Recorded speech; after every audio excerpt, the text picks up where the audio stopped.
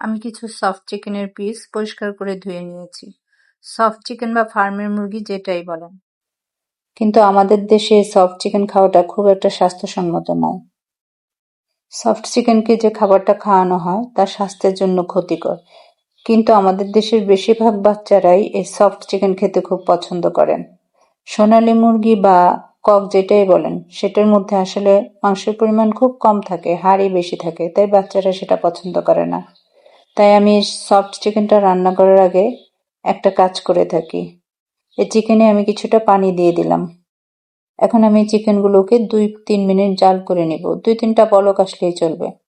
দেখুন জাল করার পরে উপরে কেমন একটা ফেনাযুক্ত ময়লা পদার্থ জমা হয়েছে। আমরা যখন চিকেনটা এইভাবে জাল না করে তরকারির মধ্যে দিয়ে দিই, তখন কিন্তু এই পদার্থগুলো তরকারির মধ্যেই চলে যায়। এগুলা তখন খেয়ে ফেলা হয়। আমি এখন এটাকে কি করব, ভালো করে পরিষ্কার করে আবার ধুয়ে তারপর রান্না করব।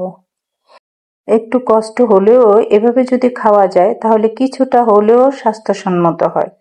আমরা এবার থেকে এভাবে খাওয়ার চেষ্টা করব, ইনশাল্লাহ। দেখেন আইডিয়াটা কিন্তু খারাপ না।